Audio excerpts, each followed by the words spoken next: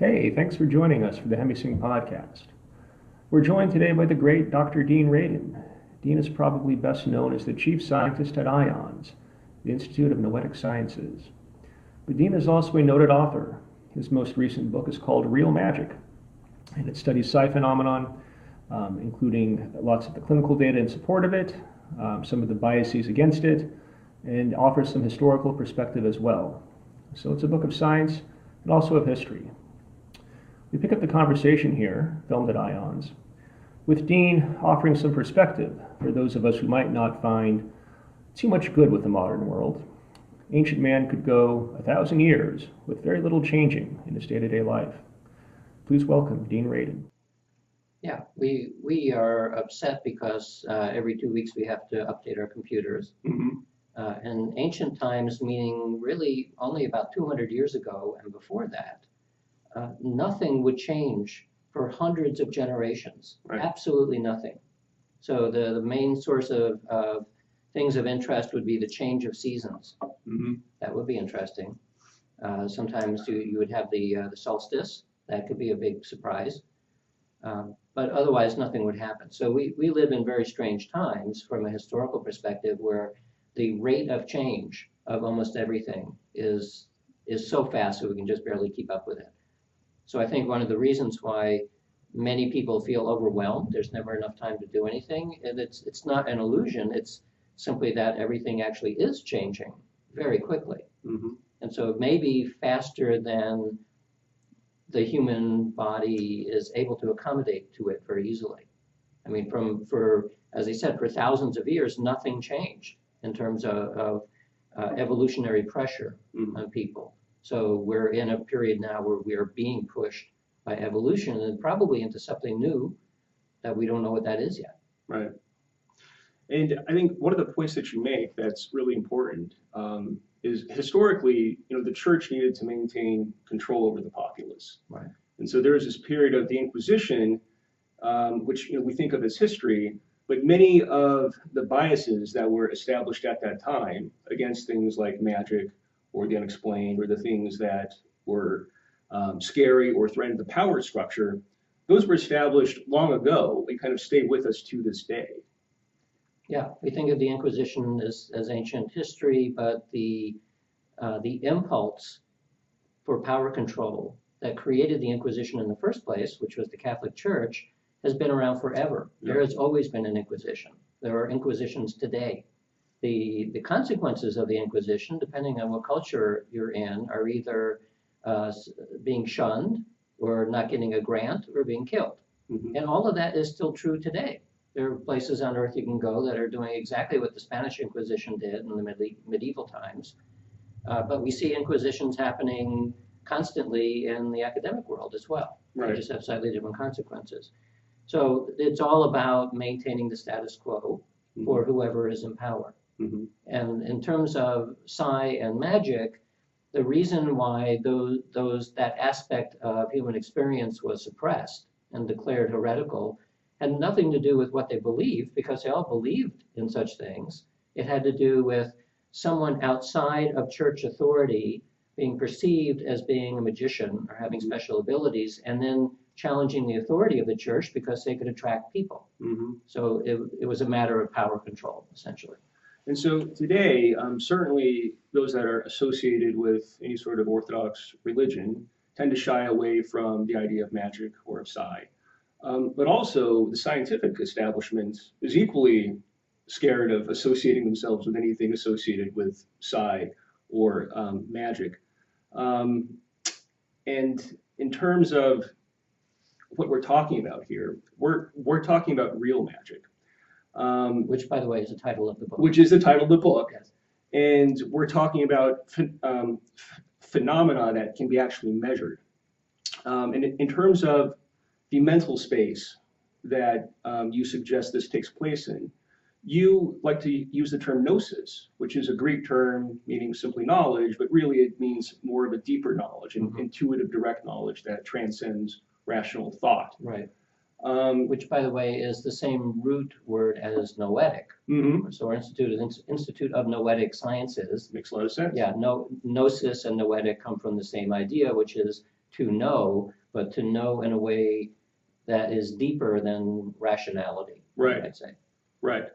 And so this is not a how-to book, but gnosis is an ancient concept, borrowed from Plato, Socrates, and kind of adapted somewhat by Plotinus a bit later on.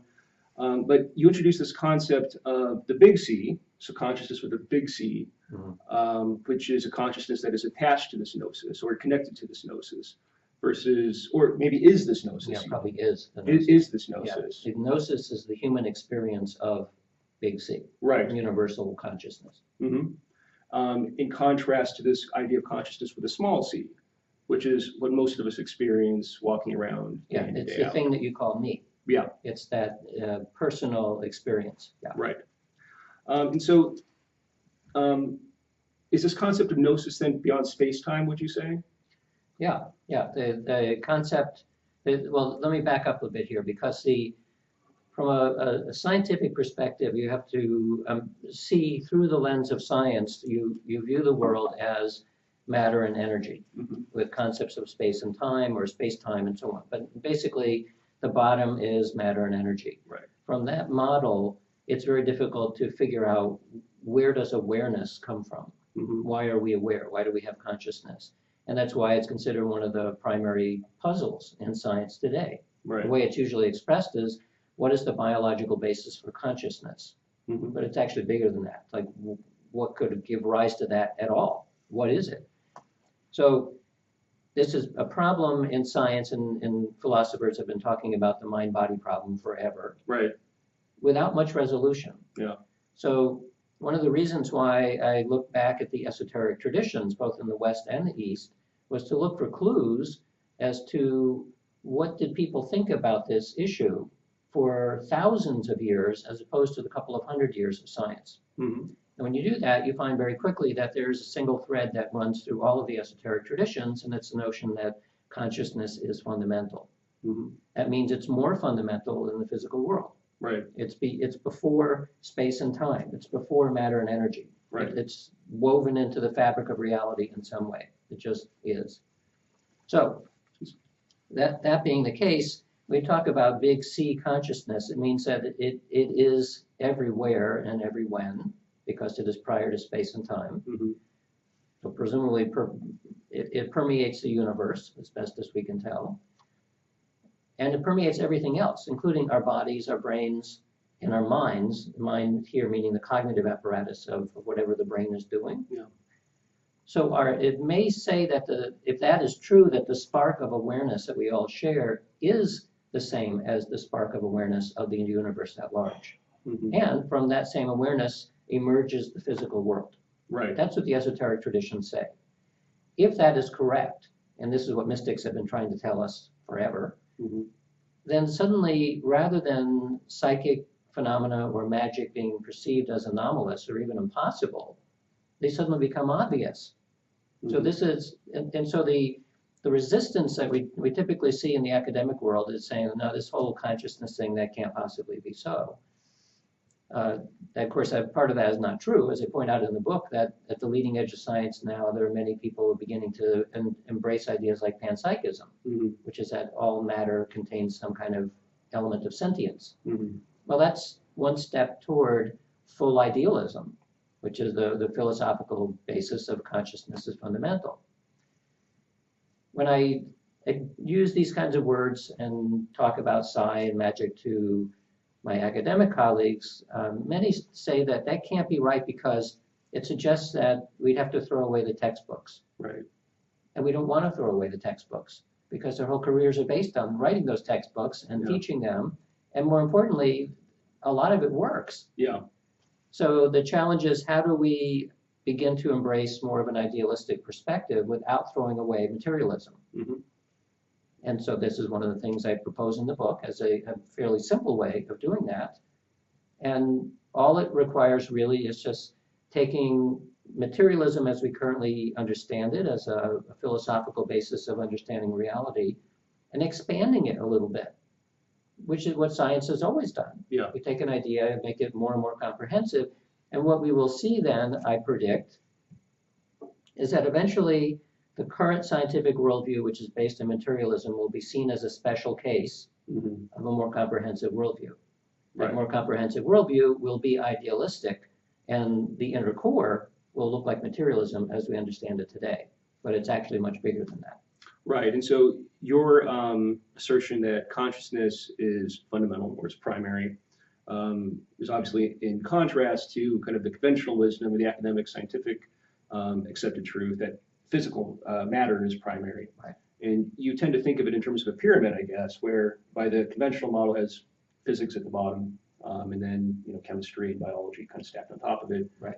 And your model would basically put consciousness at the very bottom. Yeah.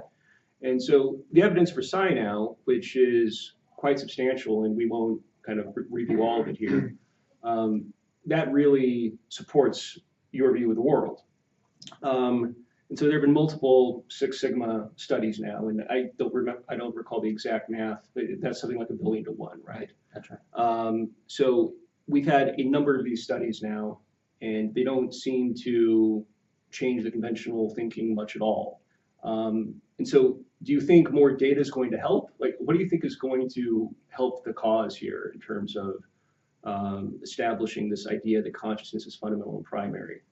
Well, there's two approaches. One is you could come up with a pragmatic application which finesses the scientific objection. That's one approach. We may or may not be able to do that. The other one, which I think is more viable, is to provide an explanation. No. So I'm not providing applications in the book, but by reforming our assumptions about the way we think about reality, that leads to an explanation. Yeah. It's not an explanation that we think of in mechanistic terms. Like normally when in science you'd say, well, what is the mechanism of action of that thing? What's Right. the causal sequence which made it possible? Which is one of the criticisms against some of these psi studies, is that there's no theory or Right. Right, not only no theory, but that the phenomena themselves not only seem to transcend space and time, but they also seem to violate our ordinary ways of thinking about causal connections. Yeah. And so it looks anti-scientific. Mm-hmm. It looks like something just happened, and that can't happen within this worldview. So we need to expand our worldview and allow other things to take place. Mm-hmm. If you start to imagine that ordinary causation, cause and effect, is a special case of a more comprehensive worldview, and actually even already in thermodynamics and in quantum mechanics, we know that ordinary causation does not work that way. Mm-hmm. It seems to work that way at the everyday scale, but not at lower levels. So we already know that everyday experience is a special case. Mm-hmm. We're just basically saying, let's expand that out a little bit further. And now imagine that things like intention, which is part of the internal experience, that intention is on a very small humanistic scale exactly what the universe is doing to manifest what we see out there. Yeah. So what we see out there looks like, well, how in the world could a universal intention do that? But we're seeing it in such a very tiny slice of a time scale that it's very difficult for us to imagine 10 years, Mm-hmm. never mind billions of years. Mm-hmm. So, but who knows what could happen in billions of years? Right. Our current understanding of the Big Bang is that it all happened within microseconds. Mm-hmm. Maybe. Right. Does it make sense to talk about microseconds in a timeless, spaceless place? Mm-hmm. Well, we cast it in terms of our perspective. Like we'll say that light goes 186,000 miles per second. Now, from light's point of view, it doesn't. So a lot of it depends on which direction you're looking at the problem from. So maybe the Big Bang was a big explosion. Maybe from its perspective, whatever that is, Mm-hmm. it was a deliberate and slow process that flourished in exactly the right time. Mm-hmm. That's very interesting. Now, so I don't want to get too deep into all the evidence for psi, but you've been involved in a couple experiments that I did want to highlight that I think are very interesting. Mm-hmm. Kind of the first was a series of double-slit experiments that you did. You just kind of briefly talk about that and the evidence that came out of that. Sure. So a double-slit optical system is an interferometer. Mm-hmm. It's a way of demonstrating that light has both wave and particle-like aspects, depending on how you look at it. Mm-hmm. It was voted the most beautiful experiment in physics some years ago by readers of Physics Today magazine because it's so simple and yet it shows very profound nature of light and reality. So the reason why the double system is an interesting one to study as a side target is because it is known that if you gain information about the path of the photons, then they will behave differently. They'll behave like particles rather than waves. It raises the question, of course, of what do we mean by gaining information, which is the same as measurement, which might be the same as consciousness. Consciousness gets information, knowledge about things.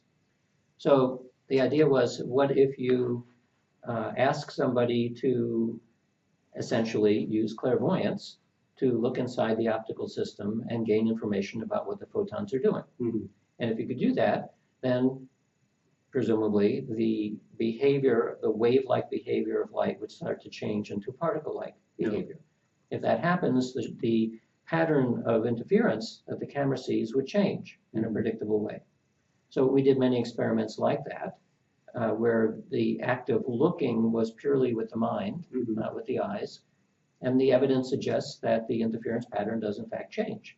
Changes to a very small degree, probably because it's a very difficult task. Which I guess is one of the other criticisms of these psi experiments, that the observed effects are small. Right. But that's kind of what you would expect, right, for something that violates Newtonian physics, more or less. And you wouldn't expect huge violations. No, I think that the reason we don't see large effects is because we're asking people to perform a miracle on demand under our conditions, where we know in advance what we're looking for. And in the real world, when gigantic psychic things can happen, I mean, that you don't need statistics to evaluate. It's just that it's not done under a controlled condition, so you don't know how to interpret it. So almost everything we do in the laboratory will end up with a fairly small effect because of the artificial nature of the experiment itself. And then when you're dealing with light in particular, we can't see light. I mean, we can't see the individual photons, but that's what's necessary in this experiment. So the fact that anything happens at all is already miraculous. And it doesn't matter how big the effect is. Through the use of statistics, you can gain confidence in the smallest things imaginable. So that was a very interesting adaptation on a very famous experiment, the double-slit experiment. And then in terms of huge effects in the real physical world, you also cite the example of the 2016 election and the impact that it had on a number of quantum number generators across the world. That one actually was only a single device. Single device. It had 32 channels of data in it, but it's a box basically. This is like the next generation of the Global Consciousness Project, and that was random generators distributed around the world.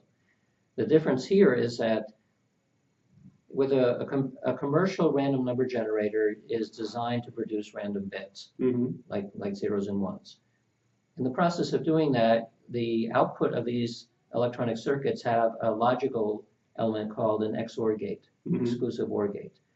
That is very useful because if the device starts to break, the components are going bad or something, and it starts drifting away from chance, the XOR output will force it to go back. So it breaks in the direction of chance. That makes it a very robust device to use because if you're not getting chance, something strange has happened. So what we can say for experiments involving random number generators and the Global Consciousness Project is that something definitely strange happened. It's very difficult to figure out what. So we developed a new kind of random generator we call a quantum noise generator because it's recording the noise itself. So the noise inside a commercial random generator comes out of a quantum process called electron tunneling. So we record that noise. And so now we have a way of looking more at the physical source of what's happening rather than having to figure out where did the bits come from. This is good. It also makes the analysis more complicated because now we're dealing with 1,000 bits of noise per second and not zeros and ones. So the statistics are a little bit more complicated. Nevertheless, with that kind of signal, you can do a number of different sorts of analyses. So what we decided to do was look for a disturbance in the force. The metaphor there is that when Obi-Wan Kenobi in the Star Wars film, a planet is blown up and he suddenly staggers because he felt something. Yeah. So it kind of suggests, I mean, there's like a ripple of space-time that happened and he felt it. Yeah, it's a great analogy. Yeah. So we decided to look for a warp in space-time. Mm-hmm. The way to do that is to look both for changes in time and changes in space. Mm-hmm. So this is a device. It's a box like this big. It has 32 channels of this quantum noise in it. For changes in time, you do what's called an autocorrelation analysis. Mm-hmm. You're looking for self-similarity in time. Yep. So normally with a random system, you don't have self-similarity. That's why we call it random. Yeah. But maybe if there's a ripple coming along that changes the fabric of space-time, you will get a momentary correlation that shows up. So that's one analysis. The other one is if there's 32 devices, if there's a ripple in space, that normally these are 32 things which are separate from each other, but maybe they're squished together a little bit and start acting like each other. So you have a correlation in space. Yeah. So we did both analyses around the time when the election, the 2016 presidential election, was actually announced. Yeah. And we found that both space and time showed a significant change from chance at that time.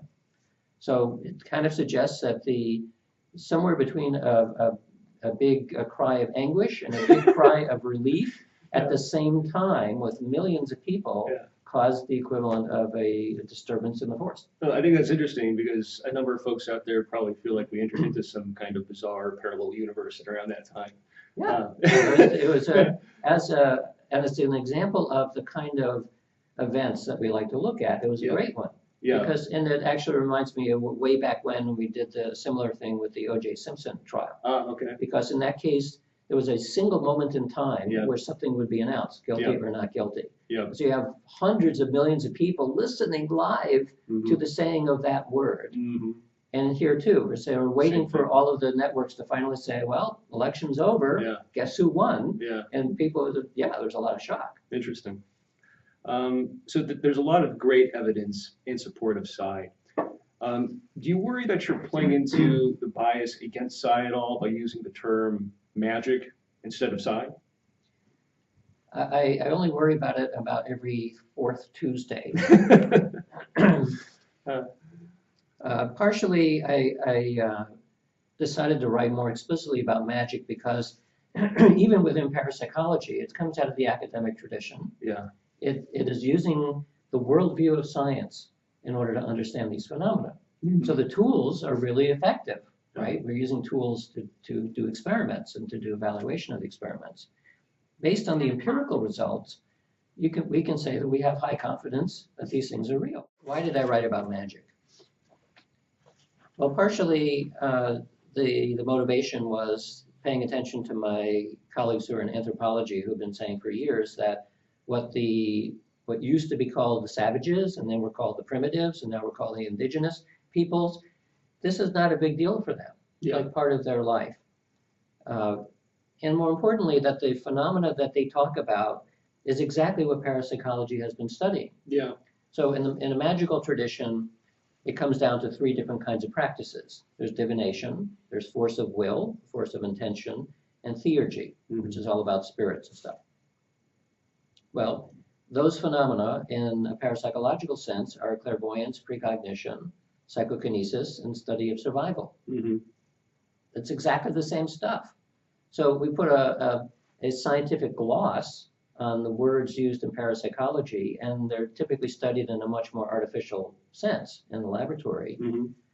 But the phenomena are the same phenomena that have been reported throughout history. Mm-hmm. So I decided to go look back in history to look more carefully at what were the practices, what were the beliefs, what were the things that were thought to modulate magical practice, and see, first of all, does it match up with what we know from parapsychology? Answer is yes. Yeah.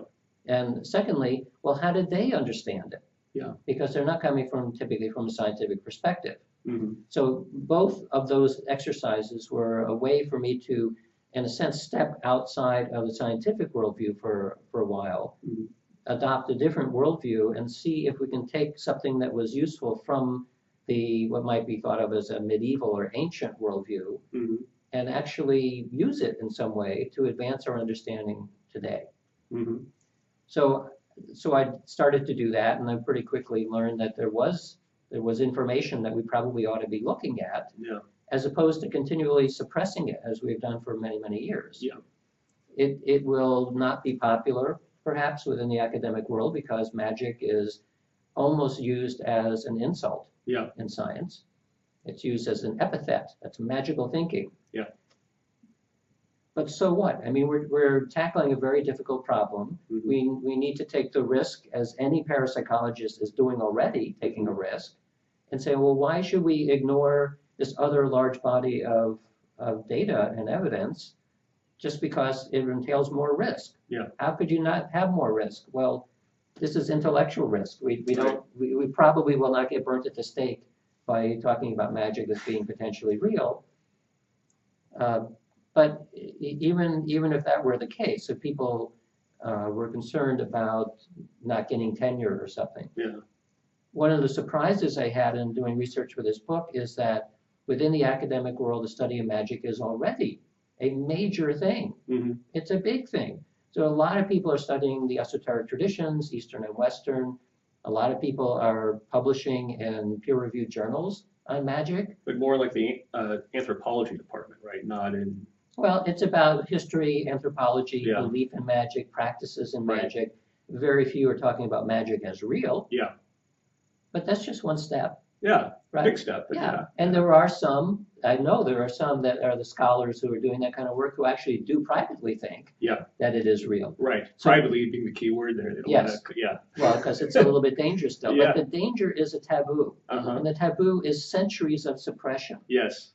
So part of what my previous books and this book in particular is saying, you know what, let's grow up and Yeah. deal with the possibility that this stuff is real. Right. Because we did a survey recently among the general population and also among scientists and engineers, Mm-hmm. asking not about what they believed about psychic phenomena, but Yeah. what they have experienced. So we expected that among the general population, and we asked 25 different questions about experience, the general population probably have a pretty high percentage saying at least one of these psychic type things that they've had an experience of. Mm-hmm. We expected that scientists and engineers would be a lot lower, Mm-hmm. just because that's kind of the way it's portrayed. Yeah. So we found that over 90% of the general population has had at least one psychic thing that they had. The same was true for scientists and engineers, over 90%. Mm-hmm. So that means the vast majority of people, Yeah. regardless of what their profession is, Yeah. they have the experiences. We don't talk about them Right. except in terms of entertainment or Yeah. stage magic or Harry Potter. Yeah. And I'm saying that this is a taboo that needs to break. Yeah. So that's part of the thrust of the whole series of books that I've been writing. People are very good at creating these weird schisms or splits within their own psyches and belief systems, and that's a good example of that. Kind of staying on the theme of bias against psi, in the book, you tell this interesting anecdote about how you and some colleagues had a very robust study published in a very respected scientific journal, and it was later retracted, basically out of bias. Can you just talk a bit about that? I mean, that was pretty shocking to me. Yeah, so we did a study involving mediums Mm-hmm. doing a straightforward task in the laboratory. It was featured by the journal's own publicity people. It had been downloaded. There was an open source place on the web, so downloaded thousands of times. Then out of the blue one day, we get a notice of retraction. Mm-hmm. Well, normally when a retraction is very serious because it means that something about the paper was either found to be fraudulent or found to be irreparably faulty in some way, Right. or plagiarized, in which case then it's withdrawn and you get a permanent R, a big R stamped on the paper, just like the scarlet letter. Yeah. Mm-hmm. So this is bad news. Yeah. So normally when that happens, the authors get a chance to respond Yeah. because maybe somebody made a mistake or something. We were told flat out, you will not get a chance to respond. Mm-hmm. It doesn't matter what you say, we're retracting this. Yeah. Of course, we protested, saying, well, it's unethical to do that. They went ahead and retracted it anyway. Right. And they basically admitted that it was just Well, bias. no, right? we asked, do you think there's fraud? No. Yeah. Do you think there's flaws? No. Is it a methodological error of some type? No. Well, what is it? Right. No response. Yeah.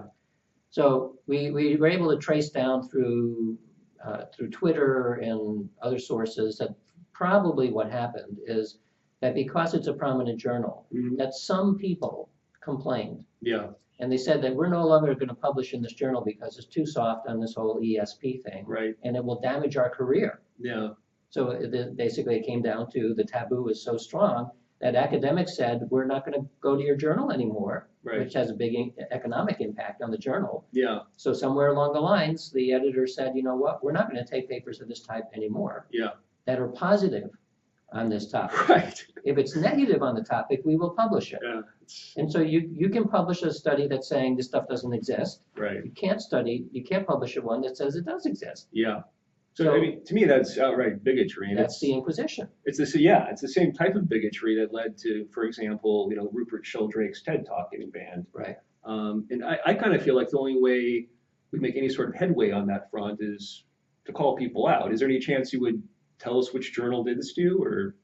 Oh, you can find out very easily. Okay. It was Frontiers in Psychology. Okay. Or it may, maybe not. Maybe it was Frontiers in Human Neuroscience. It was one of the Frontiers series. Okay. Well, thank you for that. Wow. So where do you think we are right now in terms of psi and its general acceptance? I mean, I've kind of made the point, which I was surprised to see you make in your book as well, that you see lots of examples of it in pop culture now. Mhm. For instance, the Doctor Strange movie. Mhm. I Um, love that movie. it's a great movie, yeah. I mean, it sensationalizes psi quite a bit, but I think that's fine. But you make an interesting point that psi has really been in the consciousness to varying degrees in and out of vogue for quite a long time. So what's sort of your overall take? Do you think we're making progress in terms of it becoming more generally accepted, more respectable? Or is it just kind of a lot of ebb and flow back and forth? I think that the interest in this topic and related topics go through about a 20-year cycle. Yeah. Clearly in the 60s and 70s and the psychedelic revolution time, it was much more popular. Mm-hmm. It was very popular in the 1920s and 30s. Mm-hmm. I think it's beginning to come back up, beginning to rise again. Yeah. And maybe not a coincidence that there's also rising interest in re-looking at psychedelics. Yeah. So there are periods in history where there are fads and fashions in science, just like in any other domain of human affairs. There are always going to be younger people coming along who have a slightly different worldview in the academic sense. And that something like quantum mechanics used to be at the farthest strange realm of physics, but now it's being taught in high school. Yeah. So the idea that the world is not the way that it seems, that there are different layers of reality and we live in a much stranger place than we thought, I think that is at least causing people to be able to talk about these topics Mm-hmm. in academia in particular, and also the huge rise in conferences on consciousness. No. They're like everywhere now. Yeah. You just throw a stone and you'll have a new one. So that is also making a big impact. Mm-hmm. A lot of it is still very heavily neuroscience based Mm-hmm. and some philosophy, but it's simply the idea that people are allowed to talk about a topic that 30 years ago wasn't even on the radar Mm-hmm. makes this, you can see an opening beginning to happen. Mm-hmm. The other thing is that the number of journals and the academic tier of the journal is increasing. While there are always some journals that the editors just go crazy, there are more journals that are becoming open to these phenomena. Mm-hmm. So since I've been doing this now over 40 years, I can say that the level of openness among people who are now my age, because we all grew up in the 60s and 70s, and remember what it was like, a more open society in some ways back then. Well, now we're in positions of authority. Mm-hmm. And I think we're seeing it reflected in terms of who is open about it, Yeah. who's willing to talk about it. I would say that the level of resistance is about the same as it's probably always been. There's always 10% of the people who would gladly join the Inquisition if they had the opportunity. That is very clearly evident everywhere in the world. There's just people who are drawn to that kind of crazy rigid authority. Yeah. You see it in politics, you see it in science, in every domain. There's just some people who want that. Yeah. But it's like 10%. Well, 10% can control the world. Yeah. They seem to have an outsized influence. Well, they're very loud and vocal about it. But the other 90% out there actually are fascinated by these things. Right. And they like to talk about it. Right. If that weren't true, then we wouldn't see it saturated in the media all the time and in entertainment. So we know the interest is there. Part of breaking a taboo is simply to point out that there is a taboo. So I spend a little time in my books pointing out at people and journals and stuff saying, well, this is how this taboo is sustained. It's people doing these crazy things. And so I know that it's effective because one of the criticisms I see in my books from skeptics is that I spend the entire book bashing the skeptics. Yeah. I don't. Right. I usually have like a chapter or a little piece up here and there. But all that they can see is this guy's fighting back. So I know I'm doing it correctly because if they weren't fighting at all, then they wouldn't care. Well, they do care. So it's the idea of pointing out a taboo again and again and again, just like other social taboos have been broken. Yeah. 10 years ago, same-sex marriage, impossible. And legalized marijuana, impossible. Well, there's long run-ups that are pushing it continually for decades, generations even, to make that happen. Well, the same thing is happening in the psi world too. Yeah. And it's not to suddenly say that everything is suddenly psychic and everything becomes new age instantly overnight. All I'm trying to say is that we need to have adult conversations about these things, including in the scientific world, without immediately having reactions which are being driven by these prejudices that have just been around. Right. And it sounds like you share some of the same skepticism that kind of the hardcore materialists share over, New Agers, which I wouldn't put either you or I in that category, that want to point to things like, quantum theory or the double-slit experiment to explain everything that is unexplainable. And that seems very fair.